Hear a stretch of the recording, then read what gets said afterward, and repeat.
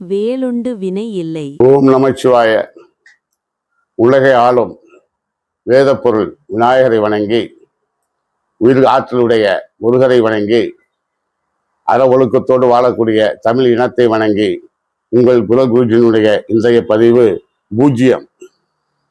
பூஜ்ஜியம் என்றால் ஒரு வட்டம் என்று நாம் நினைத்து கொண்டிருப்போம். ஆனால் இந்த வட்டம்தான் உலகத்தினுடைய வித்து என்பதை இன்று உங்களோடு பகிர்ந்து கொள்ளப் போகிறேன். அறிவின் அடையாளம் பூஜ்ஜியம். நம்மளுடைய அறிவை ஆராய்ச்சி செய்தவர்கள் அறிவினுடைய அடையாளத்தை, எல்லையை தொட வேண்டும் என்பதற்காக ஒரு நிலையை உருவாக்கினார்கள். ஒரு புள்ளியை தொட்டு ஒரு கோட்டை ஆரம்பித்து அந்த கோட்டை முடிக்க வேண்டும் என்று அனைவரும் முயற்சி செய்தார்கள். ஆனால் ஒரு புள்ளியிலிருந்து தொடங்கிய கோடு நீண்டு கொண்டே சென்றது. ஆகாயத்தினுடைய விரிவு உள்ளவரை அது நீண்டு கொண்டே செல்லும் என்பது எல்லாருக்கும் தெரியும். அப்படியானால் அந்த கோட்டை எப்படி முடிக்க வேண்டும் என்பதற்கு நம் ஞானிகள் கண்டுபிடித்த நிலைதான், ஆரம்பித்த நிலையில் இருக்கக்கூடிய அந்த புள்ளியிலேயே அந்த கோடு ஒடுங்குமே ஆனால் அதுதான் அறிவினுடைய அடையாளம், அதுதான் பூஜ்ஜியம்.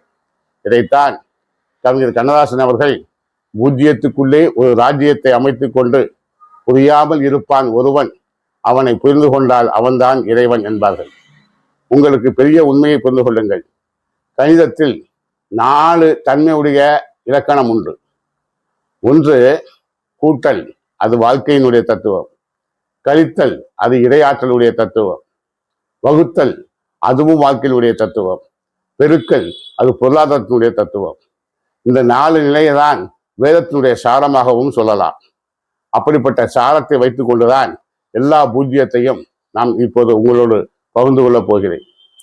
இந்த உலகத்தில் தத்துவம் உருவான போது நாத தத்துவமாக சிவ தத்துவமும், சக்தி தத்துவமாக உங்களுக்கு உருவாக்கப்பட்ட 2வது தத்துவமும் அடையாளப்படுத்தப்பட்ட போது சிவ தத்துவத்துக்கு ஒரு கோடு என்ற நிலையையும், சக்தி தத்துவத்துக்கு தத்துவத்தின் நிலையில் சிவ தத்துவமும் சக்தி தத்துவமும் உருவான போது சிவ தத்துவத்துக்கு அடையாளமாக ஒரு கோட்டையும், சக்தி என்று சொல்லக்கூடிய விந்து தத்துவத்துக்கு அடையாளமாக ஒரு வட்டத்தையும் வைத்தார்கள். எனவேதான் ஆகாய தத்துவத்தினுடைய அனுபிரமமும் ஒரு பூஜ்ஜியமான வட்டம், சக்தியில் இருக்கக்கூடிய காந்த நிலையும் ஒரு பூஜ்ஜியமான வட்டம். கணிதத்தை நாம் மேல்நோக்கி செல்ல வேண்டுமே ஆனால் அந்த கணிதத்துக்கு தேவையானது பூஜ்ஜியம் என்ற வட்டம். எனவே நீங்கள் புரிந்து கொள்ளுங்கள், கணிதத்தை மேல்நோக்கி செல்லக்கூடிய பூஜ்ஜியத்துக்கு மதிப்பில்லை, அது அறிவின் அடையாளம். 9 நிலையில் நிற்கக்கூடிய எண் கணிதத்தை அறிவு கொண்டுதான் நாம் நகர்த்த வேண்டும். எனவேதான் அறிவின் அடையாளமாக அங்கு பூஜ்ஜியத்தை வைத்தார்கள் என்பது என்னுடைய கணிப்பு. மேலும் நம் வாழ்க்கையை நகர்த்த வேண்டும் என்றால், ஒரு பதிவில் நான் சொன்னது போல, ஒரு இல்லறவாசி தன்னுடைய 12 கடமைகளை செய்வதற்கு தயாராகிவிட்டால் அடுத்தபடியாக அவன் திருமணம் செய்து கொள்ளலாம் என்று நான் சொல்லியிருந்தேன். திருமணத்துக்கு தேவையானவள் கற்புடைய மனைவி.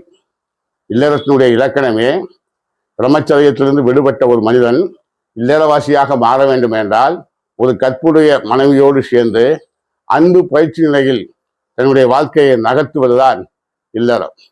அந்த அன்பு பயிற்சி நிலையில் மனைவி எப்படி இருக்க வேண்டும் என்று சொன்னால், ஒரு கற்புடைய மனைவி தற்காத்து தற்கொன்றான் பேணி தன்னை சார்ந்த சொற்காத்து சோர்வுடையால் பெண் என வள்ளுவர் சொல்வார். தன்னை காத்து கொண்டு தான் வந்த இடத்தில் இருக்கக்கூடிய குல தர்மத்தை காத்து, தன்னை ஏற்றுக்கொண்டவனுடைய கணவனுடைய விதிமுறைகளை காற்று, அவை அனைத்தையும் தன்னுடைய வாழ்வியலாக மாற்றிக்கொண்டு சோர்வடையால் பெண் என்றால் கடைசி வரைக்கும் அதை காப்பதுதான் கற்புக்கான இலக்கணம். எனவேதான் கற்புக்கு பெண்களுக்கு மட்டும் அந்த இலக்கணத்தை வைத்தார்கள். ஆண்களுக்கு கற்பு என்பது அறவொழுக்கம்.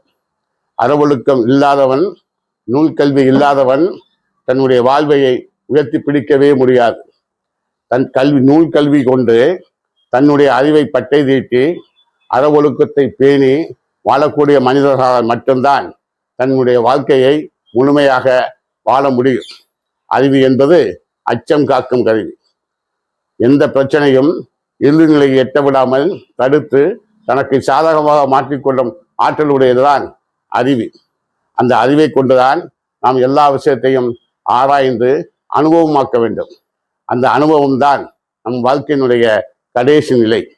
ஒரு மனிதன் இல்லறவாசியாக அன்பு பட்டறையில் தன்னை உயர்த்தி பிடித்து புகழ் என்ற இலக்கை அடைந்த பிறகு அவன் அடுத்தபடியாக துறவு என்ற இலக்கணத்தில் நிலையாமை உணர்ந்து மெய் உணவு ஏற்பட்டு துறவு வந்து தர்ம காரியங்களை செய்து அருளுடைமை ஆகி அந்த அருளை கொண்டு துறவதத்தின் மூலம் மெய் உணர்ந்து இந்த உலகம் யாவும் மாயை பொய்யானவை என்பதை மெய் உணர்வோடு ஏற்றுக்கொண்டு அவா அறுத்து தன்னுடைய வாழ்வினுடைய கடைசி நிலையில் தன்னுடைய ஆற்றலை இறையாற்றலோடு இணைத்து கொண்டு பேரன்பமான வாழ்க்கையை வாழ முடியும் என்பது வள்ளுவனுடைய கருத்து.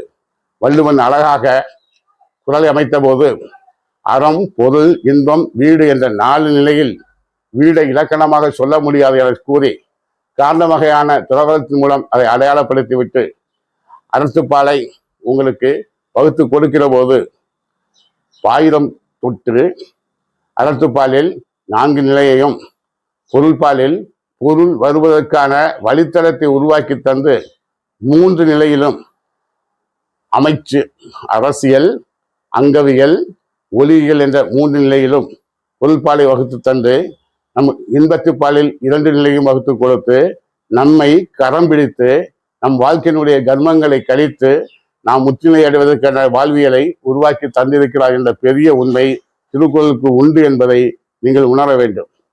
அடுத்தபடியாக உங்களிடம் நான் கூறக்கூடிய வாழ்க்கை முறை என்பது குழந்தைகளாக இருக்கும்போது சொல்லப்பட்ட வர்ணாசிர தர்மத்தின் அடிப்படையில் மனு தர்மம் உரைத்த அற ஒழுக்கங்களை பேணி நீங்கள் வாழ கற்றுக்கொண்டால் மட்டுமே நம்முடைய பூமி தர்ம பூமியாகும்.